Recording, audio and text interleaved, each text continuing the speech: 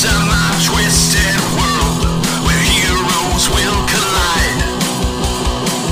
Villains aren't the only evil, there are no fucking sides. Every match will test their stats, every loss and win are weighed. Any chance they thought they had could all end up in vain on Combo Breaker. The idea of a prodigy is definitely an interesting one. I mean, you essentially have someone who's made for greatness. Well, that is with good enough training. You see, all that natural skill is nothing without proper training, and this is best shown with today's two fighters. Ruby Rose, the badass huntress with a 6 sniper sight, and Deku, the apprentice of All Might with the legendary one-for-all quirk. Ruby Rose, one of, if not the most badass girls in fiction, and you'll see why in just a second when I start talking about those powers of hers and that amazing arsenal she's packing. So Ruby has two major powers that we need to talk about. First is her semblance. This allows her to move incredibly fast. Yeah, her semblance gives her sonic speed. She also has her Silver Eyes power. With this, she can unleash a wave that freezes opponents in their place. Just one major problem. You see, she has to be under intense emotional stress to use it. Now on to Ruby's badass weapon, the Crescent Rose. An amazing combination of a scythe and a sniper rifle that allows for her some pretty fucking brutal combination attacks. Not only can she hack and slash her way through almost any opponent with it, but she can shoot sniper rounds from her scythe, and they can be used to hit things from afar. Not only that, but her normal sniper shots can actually be enhanced with dust. This dust adds an elemental effect to her shots, such as fire, ice, and even electricity. She can also use the recoil from her scythe to bounce around and propel herself through the air, allowing for even more sick combos. So now on to some feats. Ruby was able to take it down to Nevermore with nothing but her scythe and even decapitate it. And with her scythe, she can easily slash through other Grims with just a single slash. She once kicked a Griffin so hard it knocked it to the ground behind her, causing a massive explosion, and she blocked strikes from Berengal. Not to mention, those punches have collapsed the roofs of church doors before. Plus, she should be around the same level as her teammates like Yang, who can take down giant mechs that can punch, well, Yang through pillars. I mean, these are some pretty impressive feats. Now, Ruby's also incredibly fast, as she's caught Neapolitan off guard, and she can escape Mercury Black. Plus, she's shown the speed to run up 90 freaking degree angles, and she even ran so fast one time, made a vortex and sucked in things during a food fight. Not to mention, she's killed a series of Grims before the bullet shells that she shot could hit the ground, and we can somewhat scale her to Blake, who is able to dodge lightning. Now, Ruby's also stupid durable, as she survived hits from Mercury Black. She took a hit from Nora with little to no damage, and she endured an attack from Nuclave, who previously took the combined efforts of Team Juniper to defeat her. Not to mention, she took a direct punch from Berengal. Ruby's also a highly trained huntress and scythe master, but she is kind of a dumbass at times. Yeah, sadly, while she is a badass in combat, and absolutely adorable, might I add, she does actually lack some book smarts. To some extent, she can actually be kind of smart, but in other areas, she's pretty stupid. Like, she actually thought the manipulation of polarity meant you could manipulate poles. Yeah, there's not much hope in her in that department. But don't think Ruby's a perfect fighter. Actually, she's far from it. She actually is a pretty shitty fighter without her scythe, and like I said earlier, her Silver Eyes require immense emotional stress, and she has limited dust she can use for her guns, and she can be a bit stupid at times, making very, very poor choices. My Hero Academia, an interesting new anime full of intense superhero action. Last time I saw one of those was One Punch Man, but unlike that show, it's not full of super OP protagonists. But let's go ahead and talk about Deku now. So Deku has what's called a quirk, basically a superpower, and his is called the One for All. Man, that actually sounds like a cheesy superhero name in and of itself, not necessarily the name of a power. Well, with this quirk, he actually has enhanced strength and speed, but it actually costs him quite a bit. You see, just like Pichu in Super Smash Bros., he does damage to himself with each use of this power. Imagine picking Charizard but spamming Flare Blitz. You'll do a shit ton, but you're also going to hurt yourself quite a bit. But with this power, he actually has some special moves. He can use the Delaware Smash. Wait, Delaware Smash? I didn't think the Hulk taught geography. Anyway, the Delaware Smash has him channel his power into his fingers and thumb to do a super flick that launches a powerful air blast. He also has the Detroit Smash. Yo, Deku's a fucking gangster. Well, anyway, with this attack, Deku channels his quirk into his arm for a super powerful punch. So powerful it would make Captain Falcon proud. It's important to note that using the One for All quirk with these attacks actually does severely hurt him. That is, until he learned how to use the full Cowl technique. With this technique, he can use his one-for-all quirk throughout his entire body, increasing his strength and speed and pretty much all of his other stats from 5 to 20%. Problem is, using 20% actually hurts him, and he doesn't need to concentrate to use this form. Plus, he can just be straight up punched out of it with enough force. But he has another form, the full cowl 100%, and that's where Deku unleashes all of his power. Wait, what? What do you mean it's not his full power? Damn it! I was just informed that this form is only the most that his body can exert, not his actual full potential. But hey, it does give him a massive speed and strength boost, and it allows him to run on air. Plus he gets cool lightning eyes like Thor and Ragnarok. Unfortunately though, this form is not going to be much help, as it does a shit ton of damage to his body, and he needed another hero to use her quirk to keep him in this form. While he could maybe get 1 or 2 shots off in this form, it won't be very useful, and he won't be able to use it for very much time, and afterwards he'd be practically crippled. So Deku can also use his shoot style, where basically he focuses all his power into his legs and torso, allowing for super powerful kicks. Problem is, he's stupid predictable with the shoot style. As said by the old Spice Gang, I mean Grenade Fist. You know what, I'm not even gonna bother correcting myself that time, it was funny and you know it.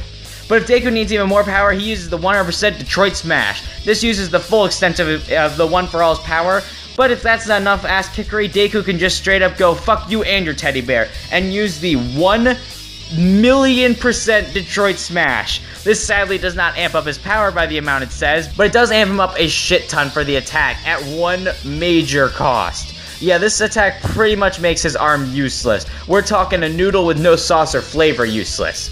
But wait, there's more. With the St. Louis Smash, he does a leaping roundhouse kick, and with the Manchester Smash, he does a leaping axe kick, allowing him to just kick his opponent into oblivion. But now on defeats, and oh boy is Deku quite the impressive person. He was able to hurt and take hits and even defeat Muscular, who could match Izukyo's own strength in battle. He was also able to keep up with the Hero Killer Stain. I wonder if Hero Killer is a bad guy. I wonder. It's kind of an obvious name, you know? Be kind of original here, guys. Anyway, Deku was able to easily destroy Todoroki's Ice and hurt Bakugo and even All Might. He even overpowered Gentle Criminal in his Love Mode state. Love Mode state? The hell is this? Plus, he also damaged Overhaul and even kicked him so hard when he was in his final form that he went flying into the air. And Overhaul was about the size of a large building when Deku kicked him. And he destroyed multiple floors of a building with his Detroit Smash. Plus, even without his quirk, he's able to lift the muscular form of All Might, who weighs 600 pounds. Damn. When it comes to speed, Deku's actually quite impressive. He's on par with the Hero Killer Stain, who was able to dodge his attacks in his full cowl state, and Stain was able to harm Lydia's older brother, who can move at hypersonic speeds. Deku was also able to move faster than the eye can see, which is about 9,000 miles per hour, and this is in terms of combat speed. He's also reacted to Bakugo's attacks and explosions, and he's also on par with and faster than Tenya and Lida, who's the fastest one in Class 1A. And all these people are faster than Class 1A's Shoji, who was able to dodge bullets. And that was earlier on in Deku's story. Not to mention, Deku's gotten faster since that, and he's only increased the amount of One For All he can actually use. And dear God, can Deku take a shit ton of abuse. He survived the One For All, breaking his body parts, cuts, bruises, and even explosions from Bakugo. And he's also taken hits from a restricted All Might, and just the air pressure from a punch from a restricted All Might could destroy a city block. He's also taken hits from Overhaul in his fused form, and even Gentle in his Love Mode. Plus, Deku is always ready to take damage in a fight, not only from his opponent, but from his own power. And don't forget, Deku's actually quite smart, as he trained at the Hero Academy under the legendary All Might. And don't get me wrong, Deku is actually far from perfect. See, as I've said time and time again, Deku's powers actually hurt him when he uses them, which is a major problem in battle. Other than that, he can be a bit whiny and he can complain a lot, but at the end of the day, he's still ready to kick some ass. And our combatants are set. Which Prodigy hero will come out on top in a fight to the death? Alright, and no fight script? Who the hell deleted it? I spent forever on that, it was like 40 pages long. Oh, we have an animation by the White Fang. Well, sweet! Before we commence with the carnage, let me give a huge thanks to the White Fang for this amazing animation. It looks great, and you can find a link to this dude's channel in the description.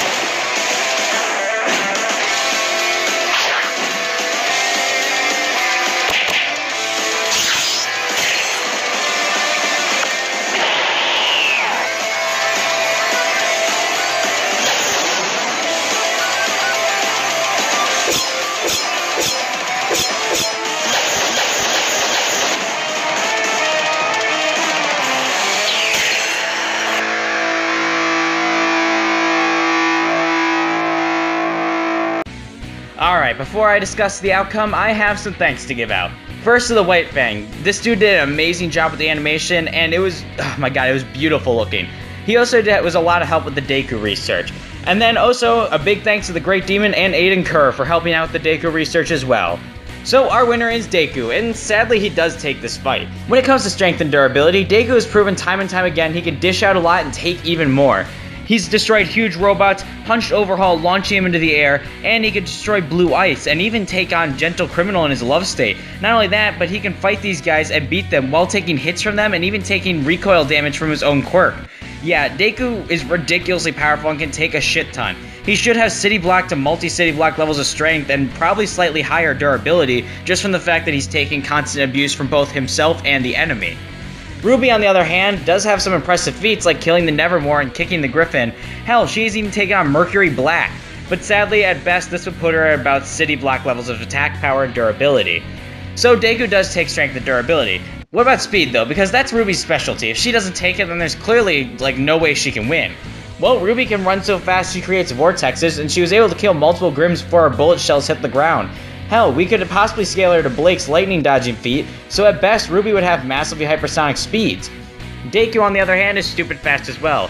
He can keep up with the bullet dodgers and lightning dodgers of his universe, and he can actually move faster than the trained eye can see, all of which would give him about massively hypersonic speeds. So yeah, Deku can actually match RWBY's speed and dish out and take more abuse than RWBY can actually deal with. So what about RWBY's Silver Eyes then? Well, for RWBY to use Silver Eyes, she would need to be under intense emotional stress. And for that to happen during a fight with Deku, Deku would just have to do something really, really out of character. Honestly, he's too nice of a person to do anything that would trigger her Silver Eyes. So I will give you this, RWBY does take the range advantage thanks to her using a weapon, and she's likely a better fighter, but these advantages aren't going to give her the win. They are not enough to give her a win. Looks like Deku RWBY rose to the occasion. Oh god, who the hell wrote that one? Our winner is Deku. Next time on Combo Breaker, we're going to be doing a slightly easier match, because this one was a pain in the ass to research. So I hope you enjoy the trailer.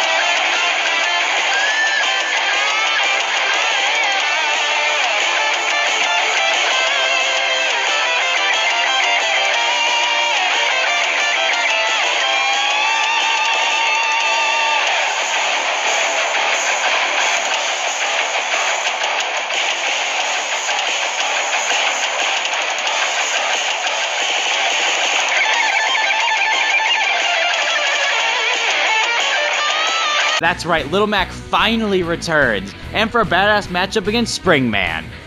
First of all, let me thank you all for watching. Please like, comment, and subscribe, and share this to any friends you know who like versus debates. And, tell me what you think of the next match. Give me your predictions, maybe suggest matches in the comments, and they might happen.